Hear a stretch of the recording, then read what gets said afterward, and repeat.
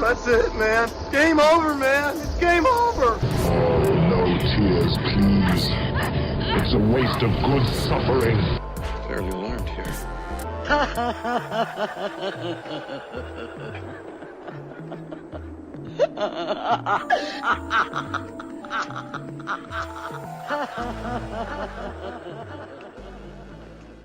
Welcome to MOTN Reviews. This is Masters of the Nerdiverse Reviews, where we take a glance at some of cinematic's shiniest supernovas and some that are not so brightly lit. You can always find this feudal Japan hot tub of a podcast at iTunes, Stitcher, Spreaker, SoundCloud, YouTube, and iHeartRadio, as well as Google Play, and hopefully one day in the next century, Spotify, the elusive unicorn that is Spotify.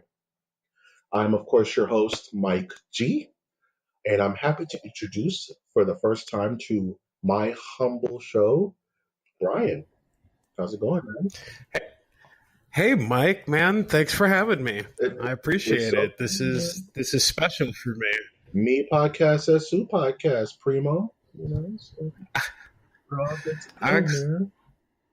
How you doing? Man, I'm copacetic, man. I'm over here, got my Cavassier, you know, like Leon Phelps and shit. You know. By the way, be explicit, because that's how he rolls. You know what I mean?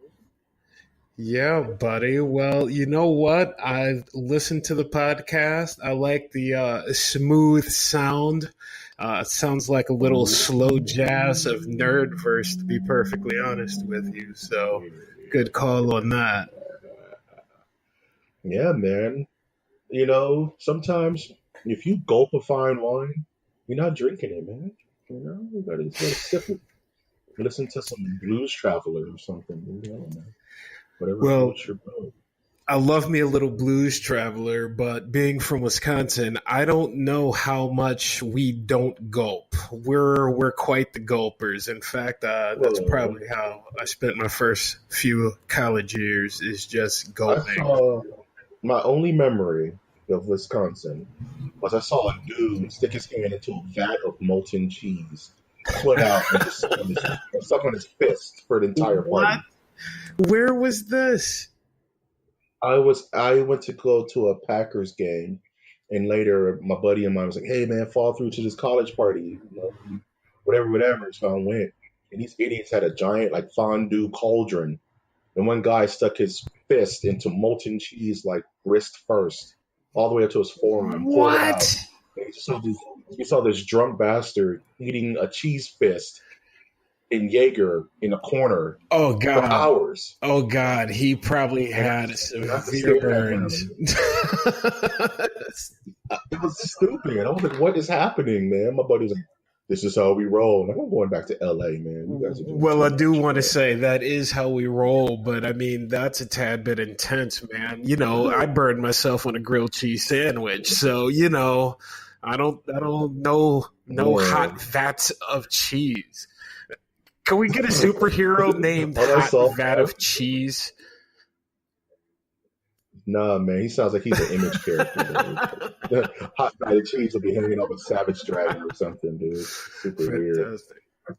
Oh, man. Speaking of superheroes that are kind of cheesy, let's talk about the movie of the day, of the night of the universe.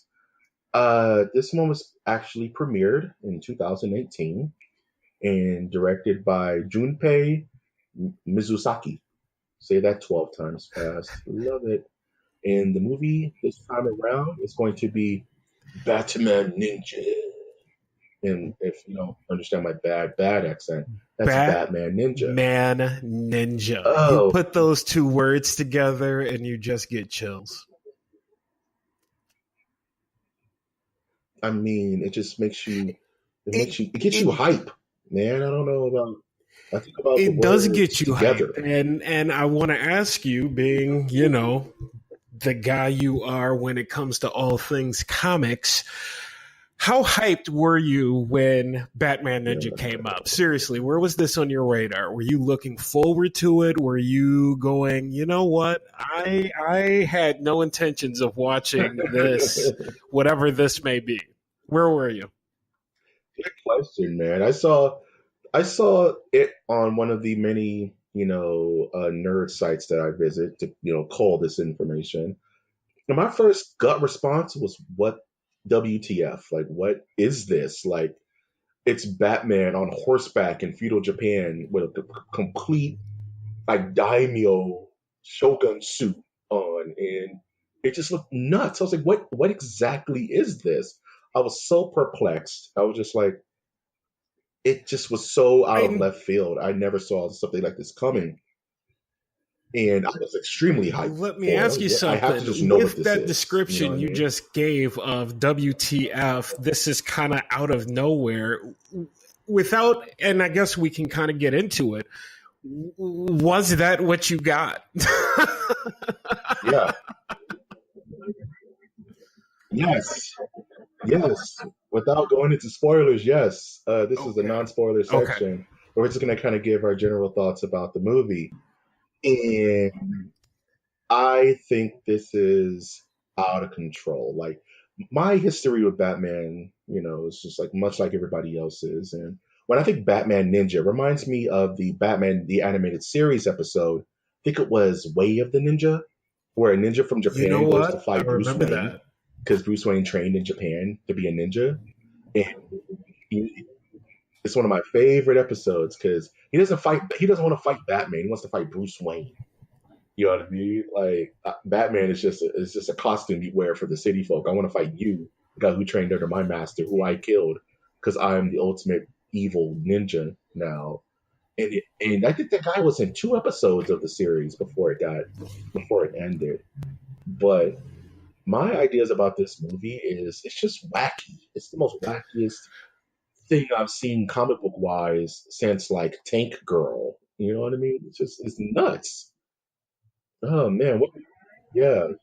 I am going to concur with that statement that you just gave because I saw the trailer. I don't know where, Right. YouTube somewhere, but I saw the trailer and I went, you know what? Batman Ninja, that sounds amazing. I can't wait to see that. And then when I found out that it was like a full length movie that I was going to have to rent and not just something that was on, Crunchyroll. Right. Cartoon Network, right? Or Netflix or something. I was like, what is this? Is this like a Batman movie? Is this going in the lore? Bro, this looks like we got someone who is tripping on acid who's like in their 20s, no, in their 30s, and like a 6-year-old together. And they're Let's color. we're going to make a Batman story. Let's pull out a coloring book. The acid tripping 30-year-old mangaka and like his 6-year-old kid is like, hey, this is a blank coloring book. Let's just color. It's just making you want to make. Oh, jeez. I had not seen anything like that. And I was thinking about this earlier today as I was kind of, trying to prepare to keep up with you.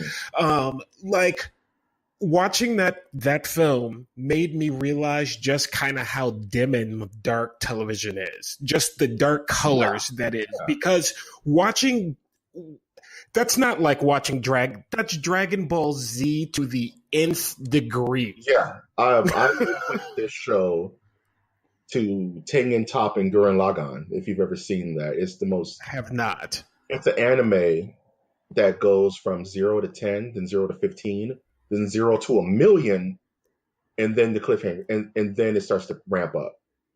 You know what I mean? It's just over the top, on top of over the top, on top of over the top. And this anime just blew out my expectations because I'm like, okay, it's gonna be a dark, gritty, feudal Japan-based Batman, but no, like you said, it's bright, it's vibrant, It's so bright. fresh. It's crazy. Like, and what are your general feelings about it? Did you like it? Because I mean, like, it's very the first. And do you have the running time on it? I forgot to check what the actual final running time is. Wow, you're right. I think it was like an hour and a half. It wasn't that long.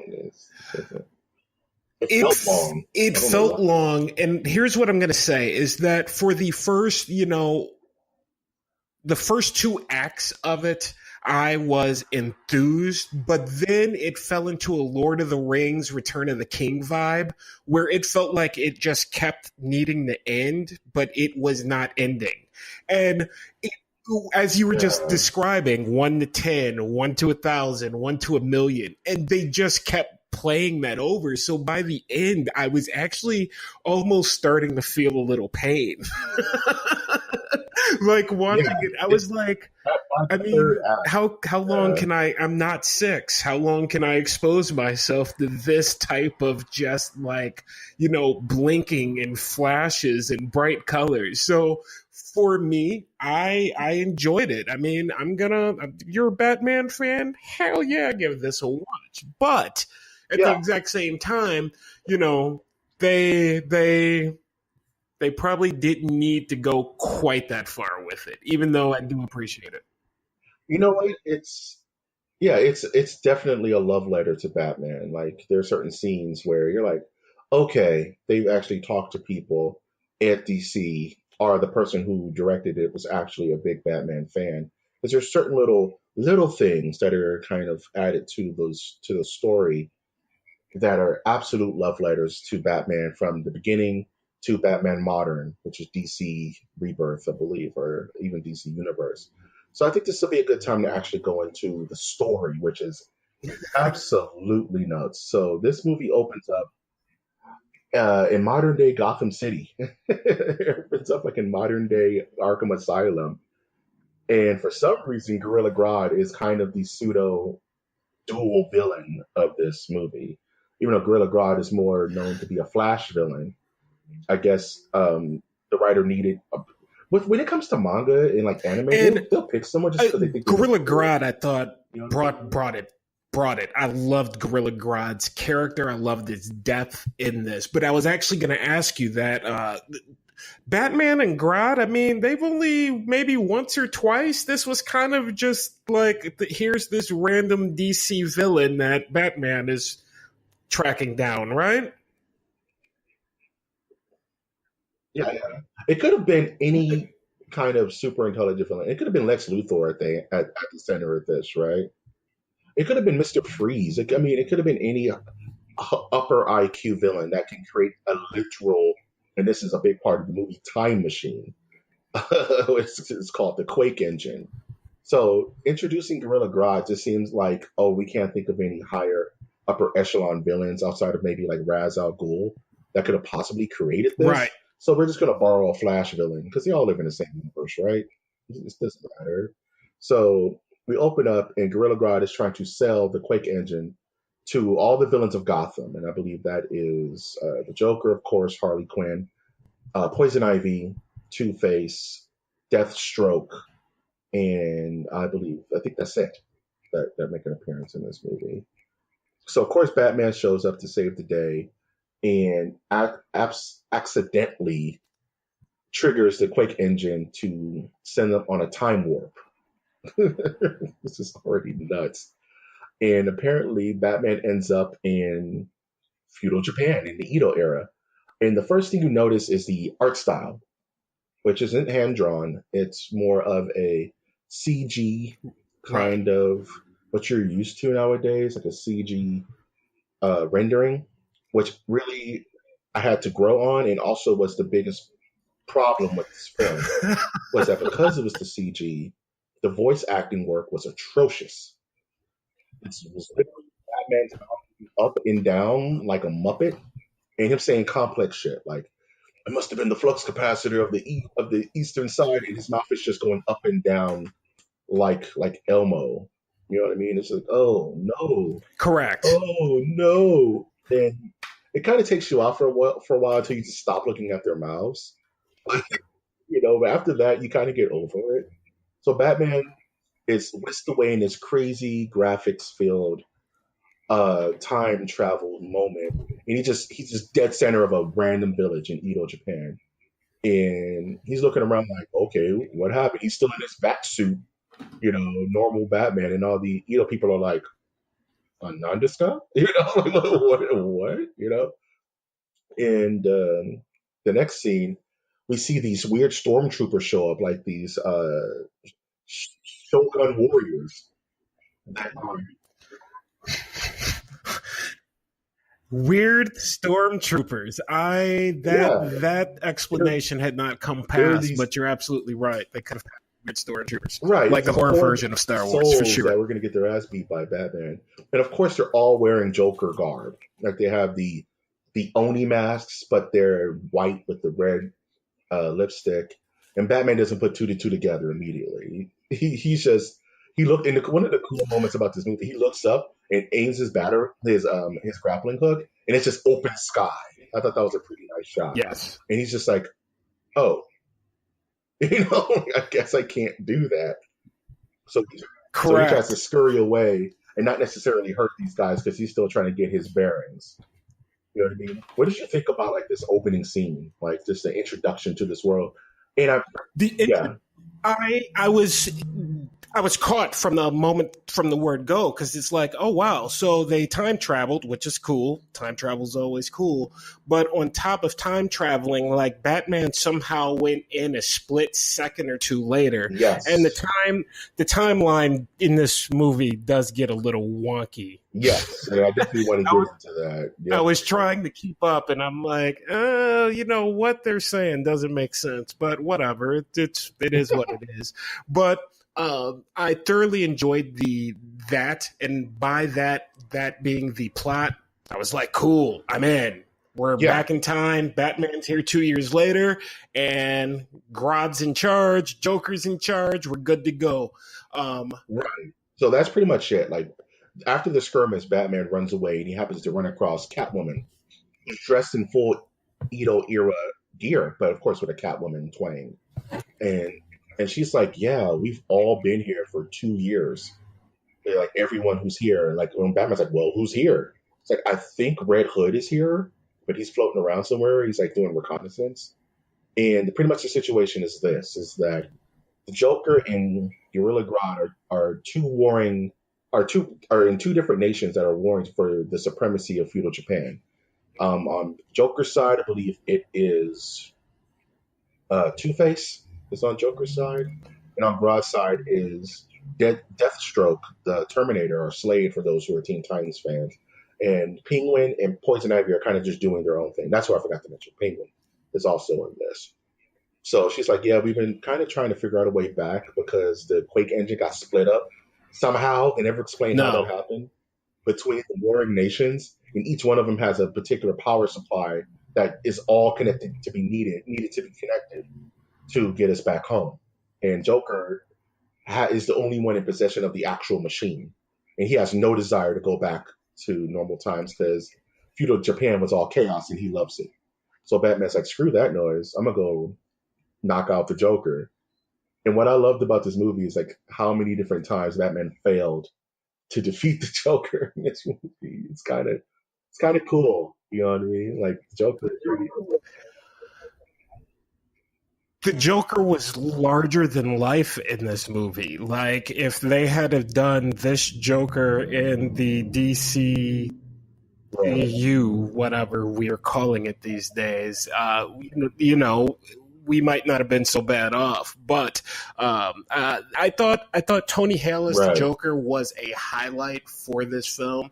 Yeah, he was batshit crazy. At first, I was kind of taken because he's like, I could just hear the Japanese version going, "Oh ho ho ho ho," doing like the pompous laugh.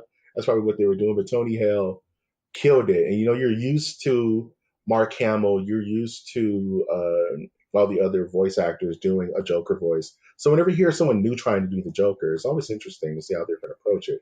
And he just went far left. It was like comically goofy, almost like 1960s Cesar Romero Joker. Correct. He's just out of it. He doesn't take a second.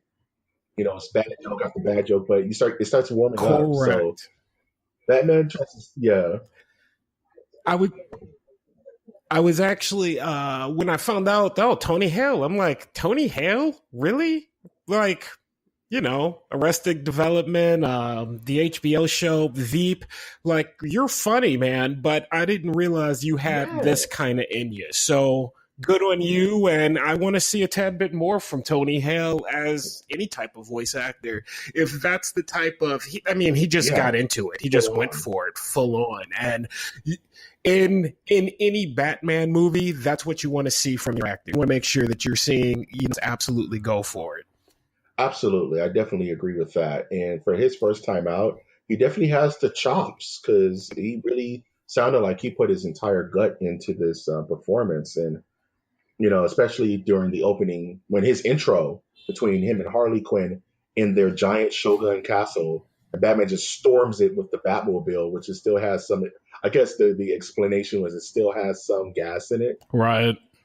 I've been watching over it and like doing maintenance on it for 2 years straight, making sure that it's fine because you eventually have to come, right? I got to stop right there because, like, Alfred, you have gotten transported back to ancient Japan and you're still wearing the tux. Like, I was like, this is kind of messed up here. This doesn't make a whole lot of sense to me. No, you know what? I bet that he saw Catwoman and Batman walking up. He says, "Oh no, I have to look my best." So he went and broke out the old tux to wear. I'm thinking that's you see. Happened. I like that. You're filling in that story. So excellent. Yeah, man. I'm thinking that he wanted to dress his best for Master Bruce that he hasn't seen in 2 years. He's been eating, fish soup for the last 2 years. And Batman pretty much storms the Joker Edo Tower. He's like, what's the worst that can happen, right? I'm just going to go in there and beat him up. I'm in ancient Japan. There's no technology. The Batmobile's good. I'm going to be a god among men. I'm just going to show up. And Joker has a lot of tricks under his sleeve, which make zero sense at the moment. Because the damn the castle literally sprouts arms. And off to the races we go. It just, okay, this is what we're getting. So the castle becomes a GoBot and literally grows tank treads and grows arms, and it's fighting the Batmobile with its fists and handing Batman his ass pretty steadily. So, and don't get me started on the Batmobile because the Batmobile gets hit, and then for some reason it just transforms into the Batwing, right? No issue. Yes. As far as boundaries, this is not a movie for Batman boundaries. For certain. You can't. We're not. Yeah, lore is out the window with this damn movie. So, of course, the Batwing is flying around this armed super house that's punching at the air and has Gatling guns and all types of crazy stuff going off, and the Batmobile gets caught by the Joker, and then it becomes the Batpod out of nowhere, right? And for some reason, the Batman's finally pinned the Joker down. They have their confrontation, and there's a lady and a baby that's about to be crushed by the Joker. And of course, Joker gives him the "I'm about to escape Batman" ultimatum, which is either capture me or save the woman. Of course, he saves the woman, and of course, it ends up being Harley Quinn playing a trick on him because one thing that they've really settled and pushed in this movie that is Batman is gullible as hell. He's predictable. He's extremely predictable in this universe. And Joker has to just figure it out, and that's how he just keeps slipping. That's an indictment on Batman. It's like he just has him so down that he's. And like, this is spoiler, non-spoiler, but spoiler. All right, but like Batman doesn't let people die. You know what I mean? Yeah. So. Absolutely, so it's his Achilles heel, which right? I mean, it's always whenever you watch a Batman film, like you said, that's what you're gonna get. You're gonna get that quick setup. I guess the fun is seeing how he escapes it. And to be perfectly honest, with this freaking house shooting guns, going around in like circles, and are we to the Voltron part yet of the house or no? Okay, all right. No. Dude, it keeps evolving. That's later. That bullshit is later. So Batman's about to subdue Harley Quinn. And for some reason, a sumo version of Bane shows up. That only shows up for that split second. And I'm like, what? And the art kind of the funky thing about this movie is the art style changes constantly. It's constantly changing. And there's one that I want to talk about later that's such a drastic change, and it was so good. Reminded me of Kill Bill Volume 1. You know what I mean? How things just kept shifting. For sure. As an artist, if you don't mind me asking, how long did it take to put this together? Because you talk about art styles changing. I mean, it changed every 5 minutes. It was changing. It wasn't we have maybe 3 or 4 art teams working on this movie. The way it shifts so much, and oh man, we'll get there. Wow. So, of course, the Batpod forms around Batman and turns him into a giant mech warrior. So he becomes what is it called? The Bat Armor 17,000.0. And he's literally having a sumo match with Bane in the middle of like this hectic giant Joker house, swinging its arms and going nuts. He defeats Bane, but it's kind of funny. The Joker puts down his giant god hand on the Batmech, and the Batmech kind of just goofily ejects Batman out of it. It's like, bye, boy. And Batman's like, what? He just gets dumped out the back of it. And no boundaries. No boundaries. It's super nuts. So Joker has Batman pinned. He's like, this is how it ends, huh? Oh, well. And these ninjas show up, right? And I'm like, oh, okay, maybe this is Robin and Nightwing. But no, they're just ninjas. They're just like regular ass ninjas. They're like, we got you. It's like, who are you? Like, it's not explained at all. So they whisk Batman away with his injuries, and we come to find out that there's like this ancient Batman ninja clan that's in feudal Japan that have teamed up with Nightwing. Tim Drake is that Tim Drake? That's there yes, I'm going to say it was Tim Drake. Correct. Right. As Red Robin. And Robin. I'm not going to call him Damian Wayne because it's not Damian Wayne.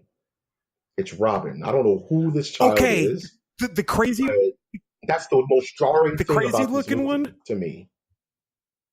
Yeah, the one with the pet monkey later. The one that was all high pitched and happy. I was going to ask you. I'm sitting on the couch and I'm watching this film, and I'm, because they're a good chunk of it, and I'm going, who in the heck is this? What is this? Maybe it's just the translation didn't go over well. I'm not sure, but all right. Maybe but then if you're going to write Damian Wayne, he's not going to have a pet monkey. Damian Wayne's the most perfect of them all. Yes, you did just say a pet monkey with Robin and Batman. So, I don't know how that explains where we're at in this movie. But that's where we're at. That's a anime thing.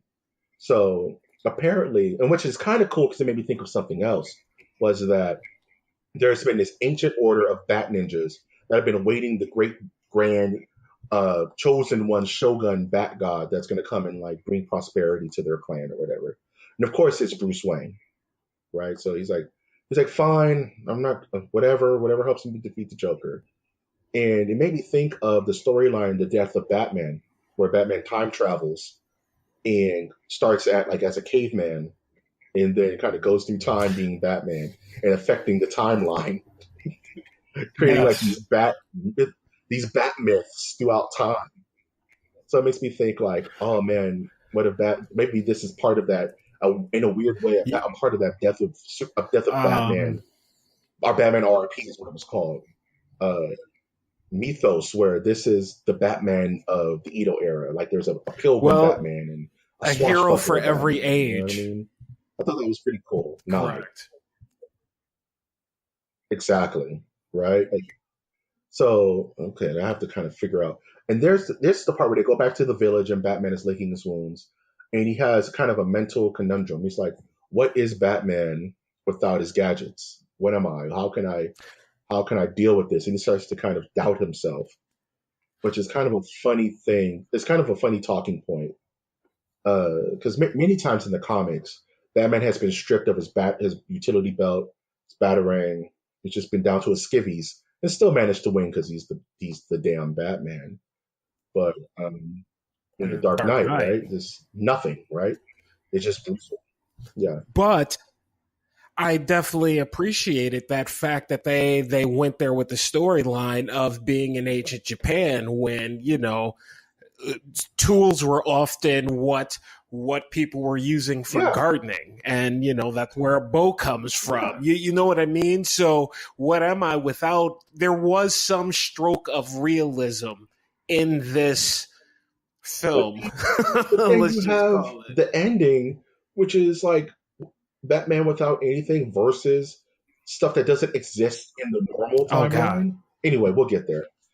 So Batman decides, okay, I'm hearing that Gorilla Grodd has some secret monkey lair in the mountains somewhere. So he goes to visit Gorilla Grodd, who's just chilling. He's like, you know what? It's not so bad, man. I'm in a hot spring. I got my nanas. I got monkeys feeding me grapes and shit. I'm chilling, dude.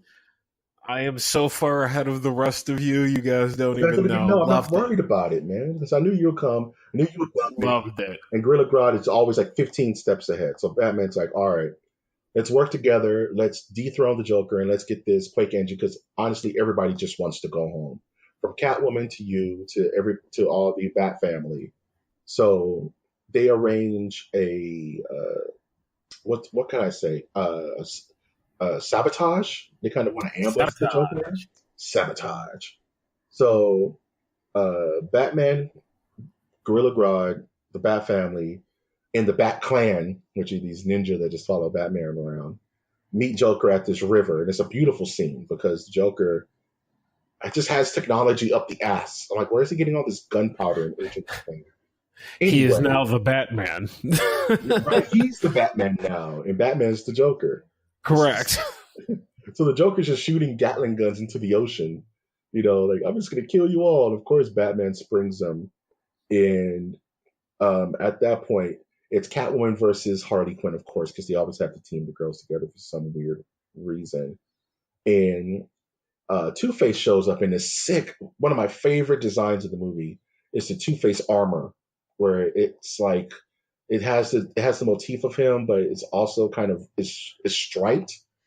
I just want the figures for this movie. Oh, they're coming. So damn good. I did read that I believe Hasbro does have them coming. Right, man, it's just so dope. Like, so Joker, of course, once again gets the upper hand because he puts somebody's life in danger. Like, Batman, this is why he works alone.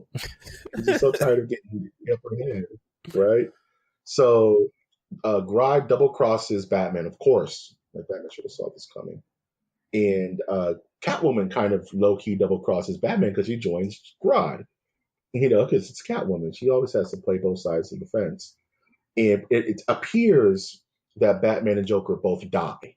That's what it appears like. They're like, okay, we're going to meet each other. We're going to keep this party going in hell. And they're both that they're on just explodes.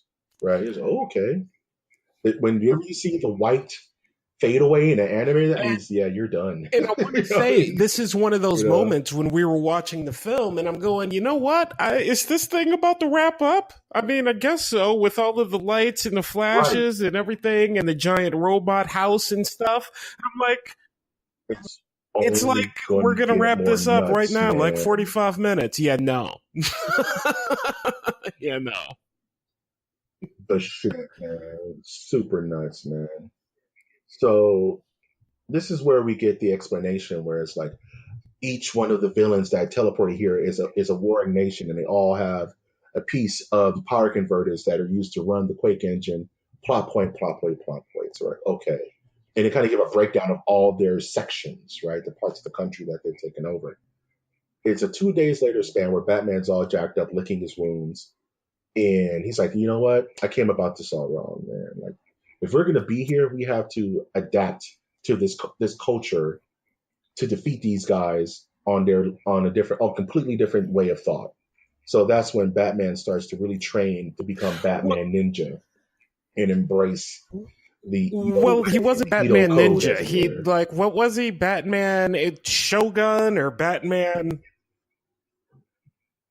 Yes, then he transformed into the Batman Ninja with the... I mean, can we please talk about a tad bit of trademark licensing and how this film is not... how these people are just not being sued? I mean, there was just Batman Ninja. Every time someone transformed, you were pulling from Dragon Ball Z, Street Fighter. I mean, No. As long as Goku doesn't show up, he won't get sued. It can look just like Goku. Give him red hair. Oh, Goku has red hair. right. I mean, give him blue hair. I'm sorry, Goku has blue hair. Shit, we're moving. Yeah, just as long as it's not completely, because there's some stuff was like that's Gurren Lagann, man. And I'm gonna show you some stuff later, like a Gurren Lagann. Yes. You're gonna be like, yeah, that's that movie. That's that freaking movie. So this is where the animation shifts from CG kind of rendering to legit just watercolors. It's It just shifts gorgeous. mid movie, and it's hand drawn, and it's beautiful. It's amazing. So we finally get introduced to the Red Hood, Jason Todd, who's looking for the Right. Joker because, And of course, he believes that the Joker's still alive because it's the damn Joker, right? And they come across this little family of a man and a wife. I hate that plot point. Okay, that's later. A man and a wife farming and just being humble farmers. And Red Hood is just beating the shit out of him and beating the shit out of her, honestly, too. And it's the Joker, and it's still Hale, but it's such a downplayed thing. And Batman shows up. It's like, man, you can't just kill these guys. It's like, no, it's literally the Joker right there. He's not going to do any. It's a trick. He's actually the Joker. He's playing it up. Batman's like, no, I've seen him trying to trick me. oh, No, go on. Yes, I won't interrupt. Go on. Yeah, And they leave him don't alone, want to spoil that. right? No, that's pretty much it. The only other thing is that for a split second, you see them digging up some kind of flower that finally grew that they were trying to grow, and he starts to do a maniacal laugh, which was actually very good foreshadowing. I like that scene because it's like, wait, what the hell? Absolutely. Because it's so genuine. His Hale's performance as just, hey man, it's just me and my wife. We can't have, we're just trying to live out here. We have amnesia. We don't know what happened. We just woke up one day and we just tried to be in love and start a life and whatever. We don't want any problems. And then it just turns at the very last second of that scene, and you're just like, wait, what? And I haven't felt that way about Joker in a long time. You know what I mean? Where it's not since The Dark Knight where I was actually shocked by something Joker did. I was absolutely just like you. Shocked is the word I'm going to use, because that scene, they got everything right in that scene. That was by far for me the scene of the movie, because when it happened, the transformation was just so like, WTF, why is this happening?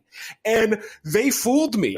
I thought we had went somewhere else. We were doing something else, like the directors and everybody just got off base and they were like, hey, we're going to add this weird scene in here. So I was really kind of like, oh, that's not the Joker. And the end that you're talking about, I saw that and I'm going, all right, fine, I guess. But, and we're not quite there yet, when the Joker does come back, for me, it still felt like a shock. And I went back to that scene and when I think back to the movie, that is the scene that stands out.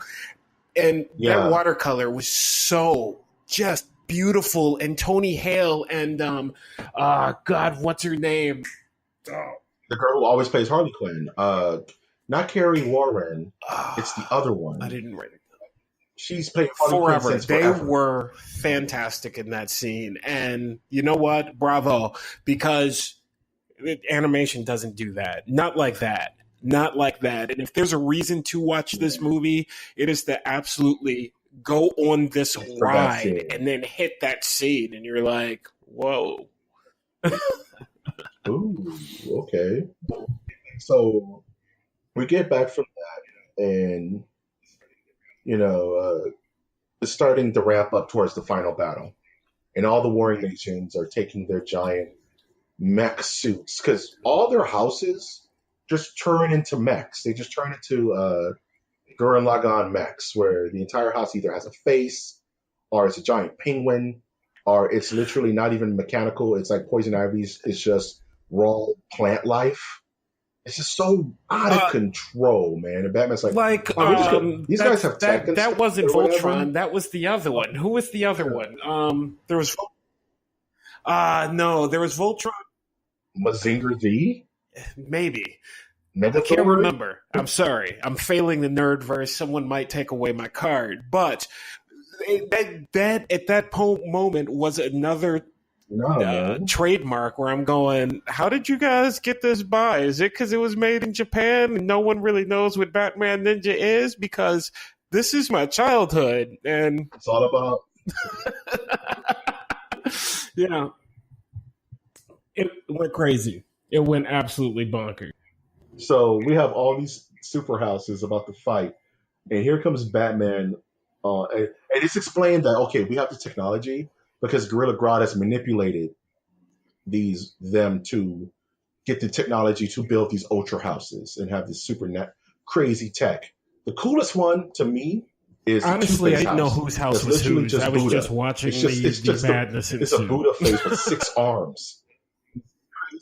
Thing. The man, and it does ensue, man. So it begins the giant war of the infighting. It's pretty much a battle royale between Grodd, Deathstroke, Penguin, Two-Face, and Poison Ivy. And there's a great scene where you see Batman on his horseback running across the giant warring monsters. in the background and in the foreground is them running on their horses, and it's just beautiful, man. It just reminds me of anime, and it's the biggest anime moment ever. And you may think, this doesn't sound like Batman. Wait, it gets worse, because at this point the Joker shows up. He's returned. I am back, and he's in a giant gaudy ass Joker blimp, and he's like, this has been my plan all along. And he pretty much just hijacks the Gorilla Grodd house, which was his house at first. And under the mind control that Gorilla Grodd put on all the other villains, he literally just creates a giant Voltron out of all the houses to make a super Shogun house with a Joker face on it. And the thing is like, I think it's like 600 stories tall. It's so ridiculous. And I'm just like, what? And by Voltron, that face, bro, was Voltron's face. If we go back and we run the tape, you're going to be like, oh, they used Voltron's face. How'd you guys get away with that? How'd you do that? Right? Anyway. And it's like, okay, you can't get much wackier than this. So Batman on horseback is going to fight a giant, super freaking Megazord house with Joker at the command. But no, it gets dumber because then Gorilla Grodd gives Batman his magical flute that commands his monkey army. And you may think, okay, monkey army. Which I was okay with because I'm always okay with the monkey army. But I had some questions. A, where did all the monkeys come from? Because there were a shit ton of monkeys. And B, we have to start with the monkey because we have to go back to that Robin and him getting the flute and the monkey helping Robin play the flute like we're in some episode of like Dora's Land or Dora's World, whatever that kid show is. Are you free? And the monkey had a little monkey girlfriend that just and she helps. She was gangbanging this flute. And Brian mentioned shitload, and I want to give you a better understanding of what he means by shitload. Because when you think shitload, you maybe think like hundreds of monkeys, maybe thousands of monkeys. But no, it was like billions of monkeys on the screen. Billions. And this is not even an exaggeration. This is not hyperbole. They formed so many monkeys. And these, mind you, these aren't gorillas. These are like chimps, right? Little baby, like kind of like san Japanese lore monkeys that are no bigger than your shin, up to your shin. No. There's so many monkeys that they come together and form a hive mind of monkey that become a giant, I almost choked. They become a giant monkey obelisk that rivals the size of the giant Joker bot. And the Joker bot shoots a freaking railgun laser at the monkey, and its stomach just disappears because they shift. The monkeys know to shift at the same time in unison because the flute tells them so. It commands them so. And the monkeys, it's the dumbest thing I've ever seen. And Batman, at the same time, Batman is like circling around the Joker on his weird little like kind of like hang glider thing. Him and the Robins are trying to infiltrate the Joker base, which they do. And at the same time, Super Joker is fighting Infinite Monkey Desuka, and this thing is going toe to toe with the Joker to the point where monkeys just start bum rushing the giant house and taking it apart systematically. So then you have another scene. There's monkeys everywhere. Joker's like, man, I hate monkeys. They're crawling on my skin. Get them off me. So Joker figures out how to defeat the Infinite Monkey Clan by just superheating them. He just puts them on fire. Trillions of monkeys are just getting burned. Which was actually a tad bit of a gut-wrenching scene because Robin's like, oh no. They built up the monkeys, and there were so many of them.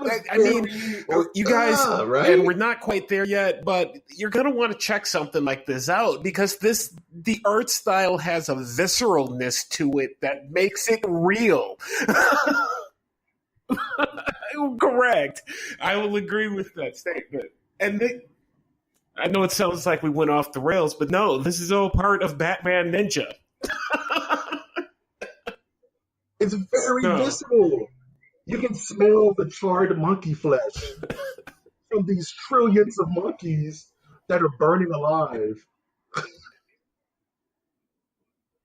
This is all part of the movie. No, we're not making this up. This is not hyperbole. The Joker has a 7-block flamethrower, a 7-block long flamethrower that he shoots at said giant monkey homunculus. They are legion, and they are one. You're like, oh no, we're going to lose. But then, out of freaking nowhere, the Bat Clan shows up with a quintillion bats. It's infinite bats. A quintillion infinite bats show up. And then they form around the monkey to create a bat-monkey hybrid. It's into Batman. The monkey, which is our ancestors, according to science, and the bats, Detective which are Comics, also correct, in quintillion numbers, form to make a bat-monkey hybrid that then evolves into a giant Batman. Into Batman, and not just Batman. It evolves into the Detective Comics. That was nuts. Batman with the gloves and the art design. Literally on the couch at this point. Batman fighting the Joker. I thought this thing was going to end like 3 times before. Because this is seriously not coming up towards the end of this movie. Like, I don't know what's coming. And then bats get into the giant I don't know what's coming. And there's this thing. Nuts. Great fight. What am I watching? And I just want to say the shade of that Detective Comics Batman, again, like 5-star. Freaking 5-star.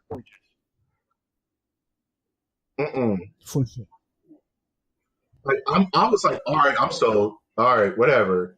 I need to pick up my beer. Whatever. Gorilla Grodd's flute.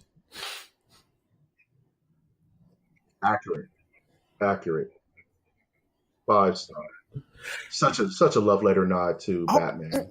Let's back up for a second because I just remembered Gorilla Grodd said, I want to control turn the world into a world full of monkeys. Like, there's already a bunch of monkeys there. In this movie, there are humans on Earth. Anyway, we're moving past the infinite monkey, bat, makes man, bat mammal, whatever.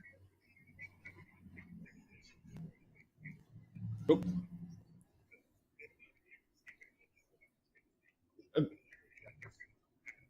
Yeah, you had enough of Earth 1 through 99, man. Like, there was a lot of monkeys. Yeah, you already had a world of monkeys, man. You had 8 trillion monkeys at the ready, dog. What did you need outside? If he was there, it was only to destroy the Quake engine. You know what I'm saying? Because they're not him and his infinite monkey squad can just take over the Earth. Because apparently he got every monkey, past, present, future, to show up.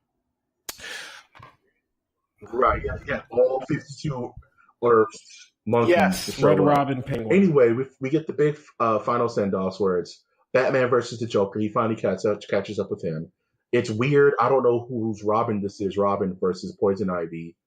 It's Deathstroke versus Red Hood, and it's Nightwing versus Two-Face. And then it's Red Robin versus somebody, I think Penguin or something like that, if I read it right. So they're all fighting, and it's all a really good fight scene. And then it goes to another level where everybody's defeated but Batman, and of course Batman and Joker are on top of the top of the Japanese house, or I forget the actual term for it. And the Joker shows fighting skill, prowess, and endurance that I've never seen. The Joker is working Batman out in this fight. Like, he is not feeling pain. He's talking crap to Batman the entire fight. He's keeping up with him blade for blade, and he's beating Batman. And I'm like, whoa, I've never seen a Joker that can actually stand up to Batman physically.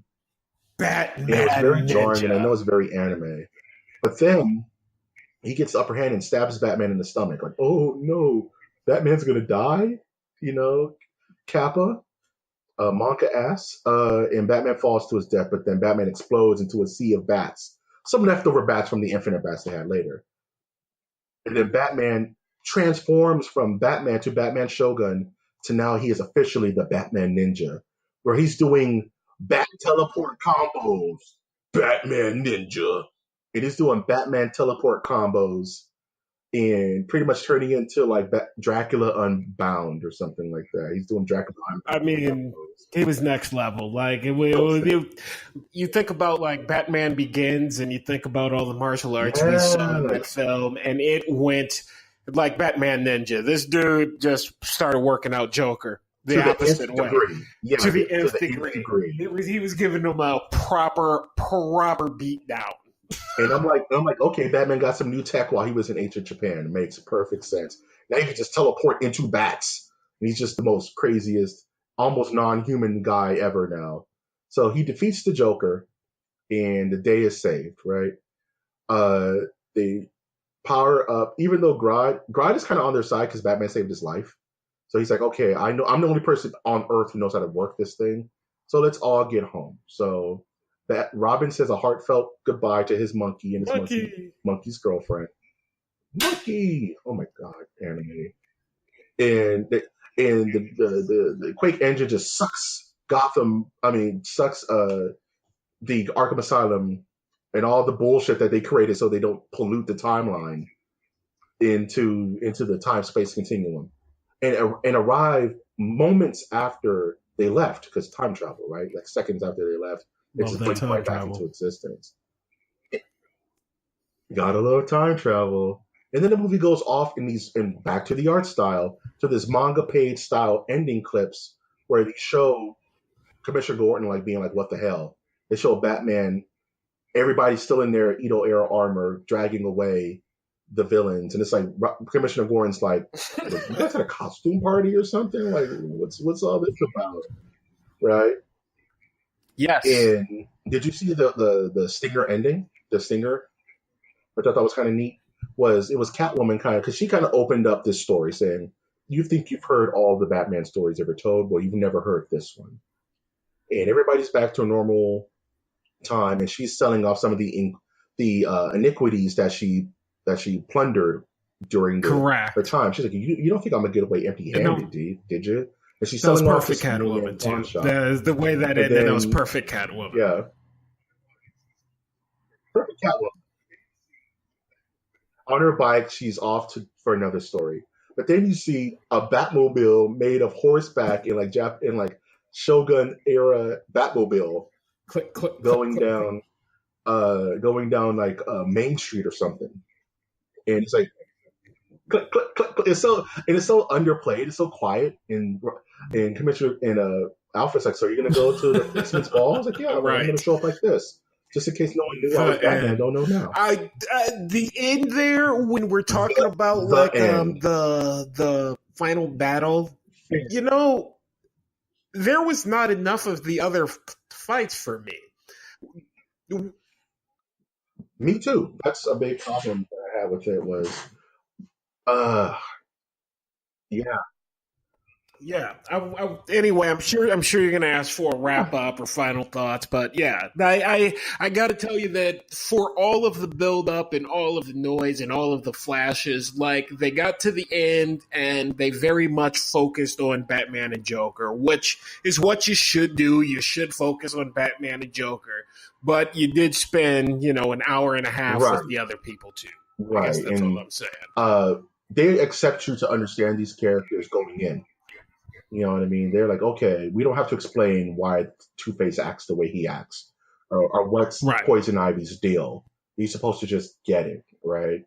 And in those fight scenes, you got a little bit of banter between the hero and the villain that weren't Batman and Joker. But like you said, that whole third act was about Batman besting the Joker in this new environment. And I just want to say, if you're listening to this podcast and you're like, oh, Batman, I don't know much about it, I think I'm going to go check out Batman. This is not the Batman movie for you to be checking out in your first venture, because this is not Batman. This is something else. It's a love letter to Batman, like you said. If you're from Earth 17 and there's no Batman on your Earth, and you're like, this is my introduction to Batman, don't let it be your introduction to Batman, please. No. You're going to think and there's been crazy Batman stories throughout the years. Alien Batman, Gotham by Gaslight, Vampire Batman, all that crazy stuff. And they're all non-canon, as we would say. Or they're all elsewheres. And I think that this movie, for my final thoughts, is a nice elsewhere story that that I enjoy. And I would love to see built upon. I would love to kind of go back to that land. I'm kind of like, I would like more stories told during that 2 year I am time frame 100% with you. If they said, hey, Batman Ninjas are going to be a series coming on after whatever the new Clone Wars is going to be, I'd be like, cool. I'm in, man, because that was cool. And I wish we could get more into those other characters and what they're doing and what, Penguin's doing. I mean, it's a freaking penguin in ancient Japan. Come on, man. That's gold. It was a cool look. Yeah. The art design on this was so good that it made me think of other characters I want to see in this era. Like, what would Superman look like in Edo, Japan? Like, what would Green Lantern or Aquaman? I also certainly hope that since, we will not be getting more Arkham games, I certainly hope that in some corner of some world, there's like 4 or 5 people working on the open world Batman Ninja game. Because my God, would that be fun? Yeah, man. You mentioned the Arkham games. And let's say Batman Arkham, whatever comes out. I would hope that I can get a Batman Arkham skin. You know what I mean?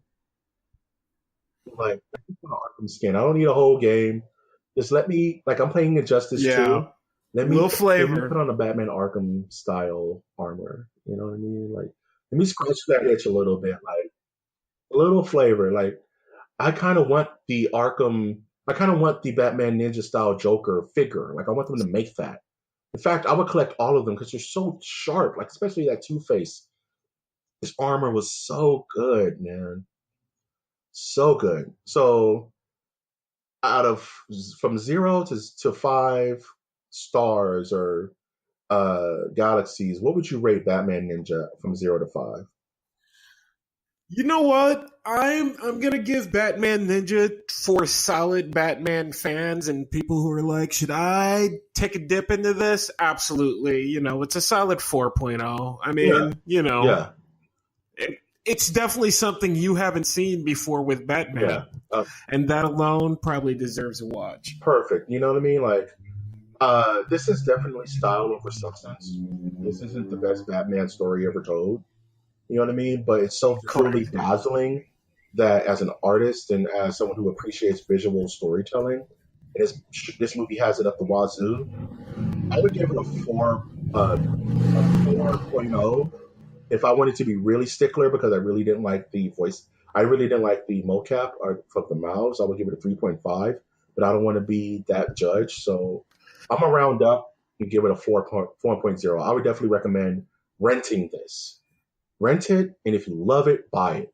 Because I can see people loving this because it's such a wacky departure from The Dark Knight and what you expect from a Batman, I movie. really did want to check it out again just because with that art style, there was absolutely so much going on. I'm sure that there's stuff I missed for certain. I mean, after the watercolor scene alone, Yeah. my eyes were just kind of, they were shot because of the transition. And I was just like, man, that was epic. Yeah. And then it went so soft and then it just went full tilt at 20.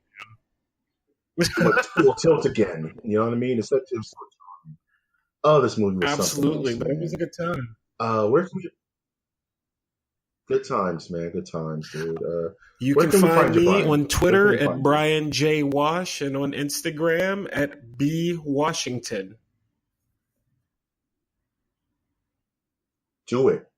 Follow this man. He lives an interesting life. I seen Right him over lift my 100 head pounds once right or over his twice, head. and then, Sometimes. couldn't walk for a week, but I did. Yeah, then he died and was resurrected as Brian 2.0. So you're actually talking with the clone. The original Brian was really mean. I like this Brian. No, take it Just easy. don't do it again, man. Just don't do it again. Taking it easy, like Sunday morning. And if you enjoyed this episode, I still encourage you to watch, even though we gave a full spoiler-filled breakdown. You need to see this movie based on a visual standpoint because our words really don't do it justice. If you like this content and want to hear more reviews that we've done in the past, such as Blade, um, The Last Jedi, even weird movies like RoboCop and Nothing But Trouble, you can always find us on iTunes, Stitcher, Spreaker, SoundCloud, YouTube, iHeartRadio, and Google Play. And I always encourage you to visit our website, which is mastersofnerdiversecast.com, where you can see every episode of the show from the very first one where I'm literally talking to myself and going mad till today.